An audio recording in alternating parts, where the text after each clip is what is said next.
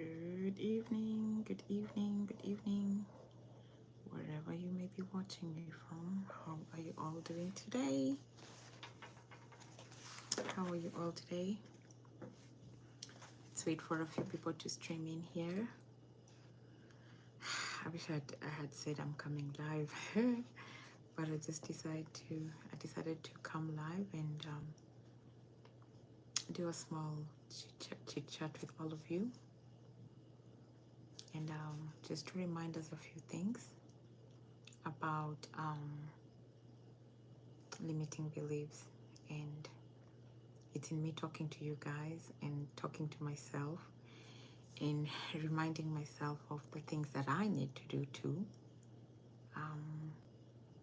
so that I'm not limiting myself or in believing in myself more every day. Yeah, I'm just reminded by, there's a book I was looking at and it's this, how you read some things and you're like, oh yeah, this is, so it's you are yeah, and how to stop doubting your greatness and start living an awesome life. And I'm still in the process of reading it, but I like what I am seeing so far, how we are reminded of, self-love, of so many good things, following your fantasies, the things you've thought about, and those are the things that help to remind us that yes, you have it in you. You have it in you to exceed and do more than you can ever imagine. It says our fantasies are our realities in an excuse-free world. Our fantasies are our realities in an excuse-free world. So follow your fantasies, listening to your intuition, listening to that little voice. Don't get caught up in the thunderbolt hype. Don't get caught up in so many things that happen to life, but just doing that which you can. And it says, I think one of the most paralyzing misconceptions is that we are all supposed to have one true calling that comes to us in a mighty flash of soul-defining insight. While there are those people who always know exactly what they want to do, there are hell of a lot more of us that they would spend most of our lives, if not all of our lives, wandering around looking under rocks and behind trees for who we are. Let yourself off the hook if you don't have that one big perfect thing that you can here to do. Same goes for the finding the one big perfect soul mate, by the way. And feel good about the fact that you'll probably fulfill several callings throughout your life and possibly relationship. If you think about it, it makes more sense to evolve as you age anyway. When I think about who I was in the 20s compared to who I am now, I can't imagine anything more unappealing than going after some of the things that resonate with me back then. Follow what feels good in the moment, every moment, and it will lead you through a more excellent life. See how we need to live in the moment and live knowing that It's not that when you're older is when you will achieve more, but in pursuing everything that you want, you have imagined, you have desired, and living in the moment.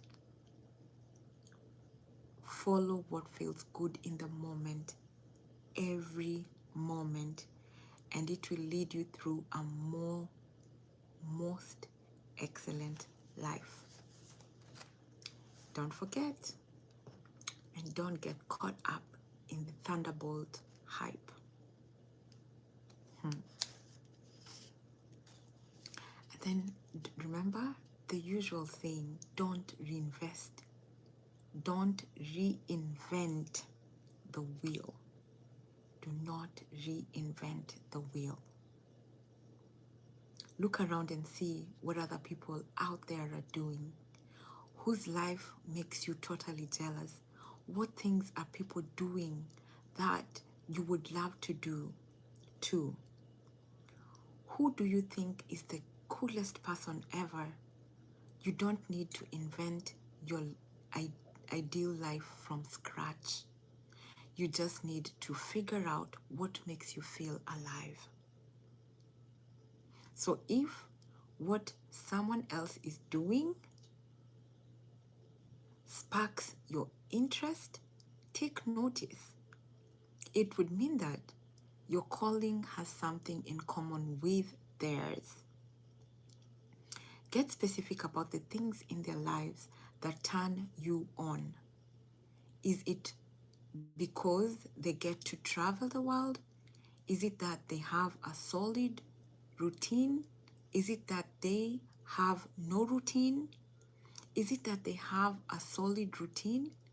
Is it that they have no routine? Is it that they work alone?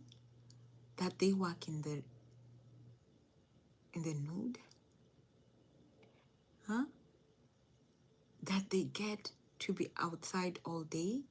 That they work with their hands, their eyes, their ears, their animals, their spouses? The more specific you get, the easier it is to create a picture of what you want. So it is in focusing pretty much on the little things that people are doing to be where they are. Read magazines that interest you. Talk to as many people as you can. Hang out in places where people who share your interest hang out. Put yourself out there, and you never know what you might learn that will inform your next move, or who you might meet that will present you with the next opportunity.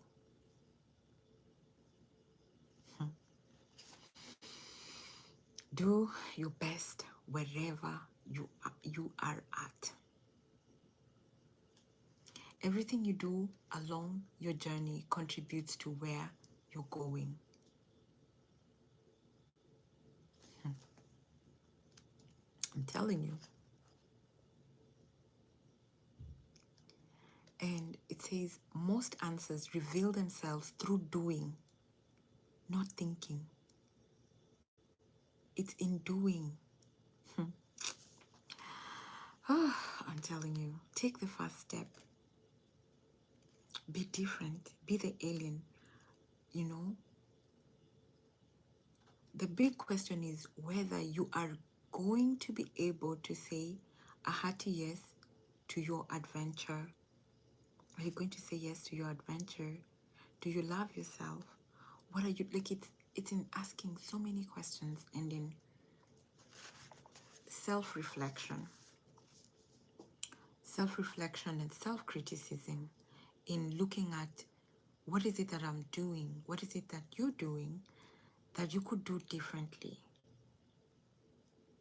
and also having courage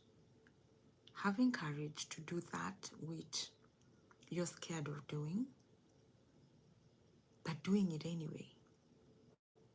And in having a plan, it is making sure that you are putting down your plan And once you put down your plan, try to do it, to actualize it. So I just thought to come here today and remind us that, you know what, we do not need to limit ourselves in what we can do, but to believe in ourselves. You know, we are um our biggest critique, right? And never apologize for who you are. It lets the whole world down. We each are unique and different, but we need to stop like apologizing for who we are, but owning our flaws and turning them into, it could be not a flaw, but the flex. It could be you're thinking it's something that you're doing that is not right, but in essence, it is who you are. I was reminded the other day that, you know what, maybe me trying to be funny is uniquely me, and that's just who I am. So I shouldn't apologize for being funny, but I should own to it and be like, you know what, I think it's a good thing I'm doing, you know? Could be. It's just me. Then the other thing I wanted to remind us also is it says on the other side of your fear is your freedom. That we are always afraid, but it is in that being afraid that sets us free to be and to achieve that which we want to achieve. As I finish, I can go on and on about what I've liked about in this book, but as I finish, let me see. I wanted to talk about forgiveness. Forgiveness, it says, forgiveness means giving up all hope for a better past. That is by Lily Tomlin. I like that.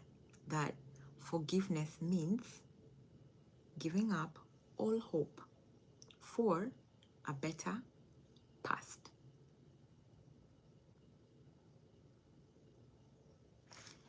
And let me just read a little bit of what it says. When is the last time you physically hurt yourself? What did you do to get the pain to stop? And how long did you wait to do something about it? When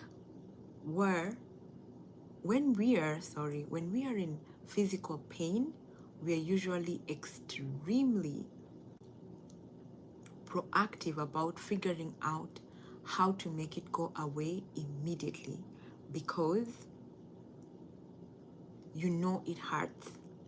Even if you have to go through more pain from pouring a disinfectant that stings on an open wound or suffering through getting stitches, we do it right away because we are very focused on our ultimate goal, relief. What it tells me is when we focus on the goal is to have a relief, then that should be the focus, to try and go through the pain. When it comes to emotional pain, however, we are apparently way more game for seeing just how much torture we can endure, wallowing in our guilt, shame, resentment, and self-loathing sometimes for entire lifetime. We prolong our misery by holding on to our ill feelings, by bad-mouthing our mother-in-laws, fantasizing about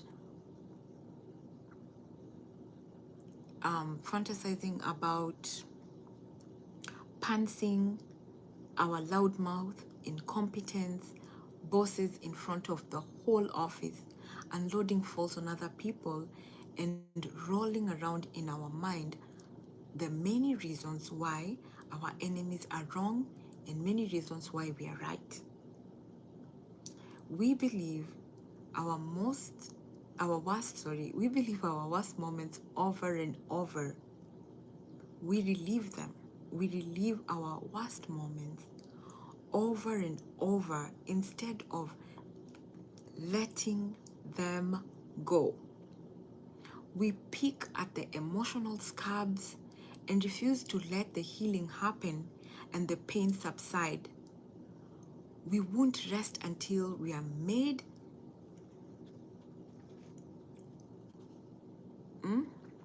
We won't rest until we've made sure someone else feels as badly as they've just made us feel.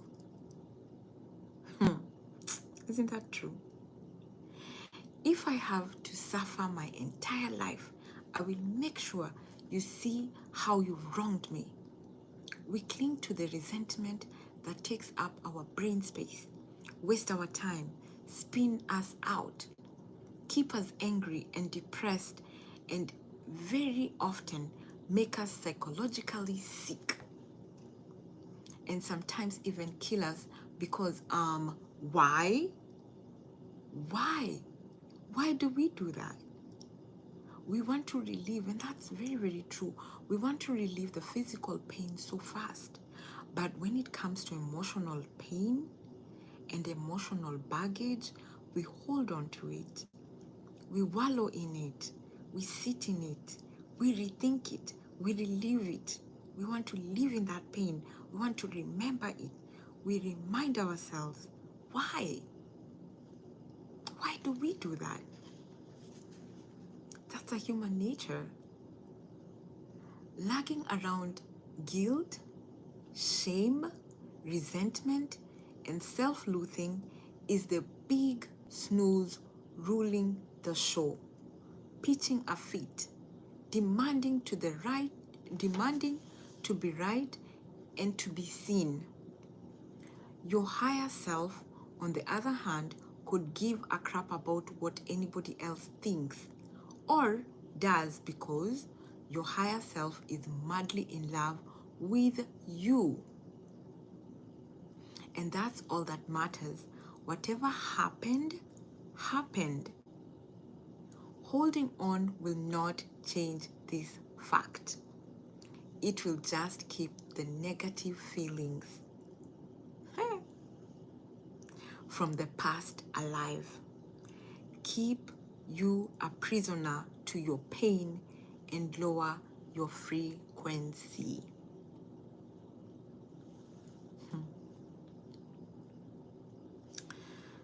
Whew, isn't that so true?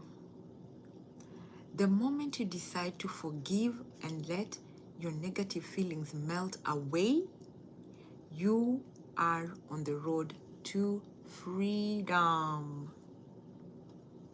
Freedom. Forgiveness is all about taking care of you, not the person you need to forgive. Always remember that. Forgiveness is taking care of you, not the person you need to forgive. It's about putting your desires to feel good before your desires to be right. It's about putting your desire to feel good before your desire to be right. It's about taking responsibility for your own happiness instead of pretending it's in somebody else's hands. It's about owning your power by giving all your anger, resentment, and hurt the what? It is in. It's about owning your power by giving all your anger, resentment, and hurt and let go. Holding on to resentment is like taking poison and waiting for your enemy to die. Ha! You take the poison and you're waiting for somebody else to get hurt. It can never happen. If you're having issues with someone you care about, explain how you feel without putting the blame on them. And regardless of the outcome, forgive them. Your talk may bring you closer together, or you may discover that you don't want to hang out with them as much or at all. But either way, if you want to be free, you have to let it go. If you want to be free, you have to let it go. If you're feeling hurt or resentful towards some a-hole you don't care about, free yourself and let it go. Instead of stewing on it or getting revenge by sending them a box of rat in the mail. Why do you care if they understand how lame they are or not? Why would you care? It's true. What good does that do to you?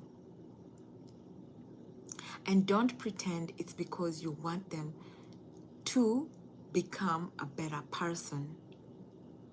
You could care less.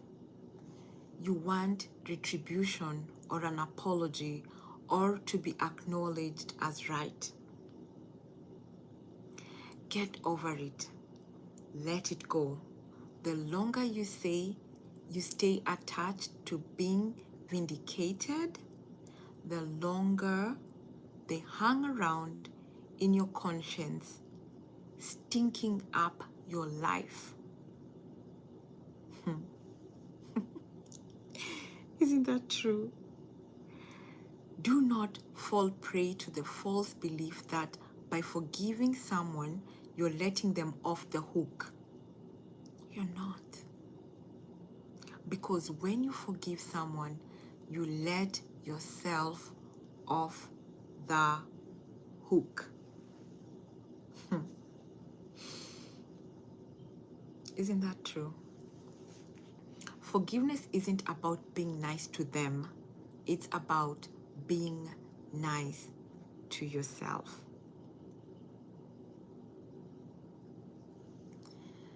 So I just wanted to remind us that today, that in whatever you do,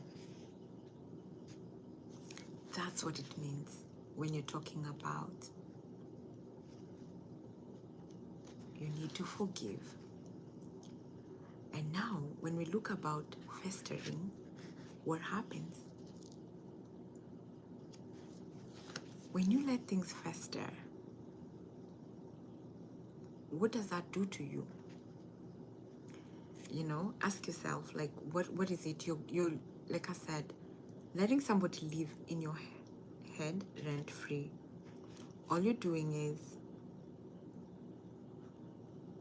you are giving that thing more life than it deserves.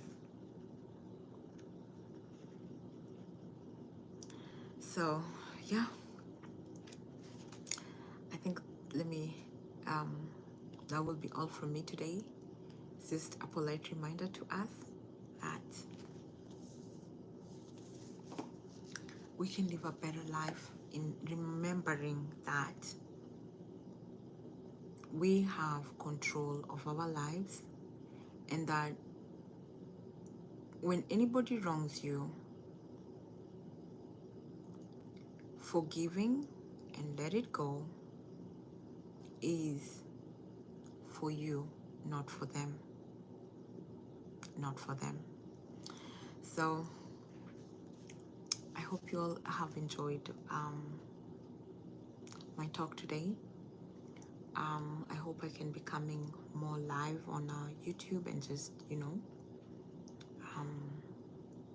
talking and, letting y'all, let us interact together. And made me some sweet tea. And please comment down below. Let me know if you like what I spoke about today. I hope I was clear. Otherwise, I'm continuing to grow the page, and yeah, please leave a sweet comment, leave a comment, leave an encouragement for each of us to see and to learn from one another. And I hope to continue growing the page. If you could please subscribe if you haven't. And yeah, otherwise, thank you so much for listening to me today. And until the next one, I hope you guys are good. Continue staying blessed. And like I said, please subscribe and like the page. Alrighty. Y'all be good people, and stay blessed. Alrighty. Bye.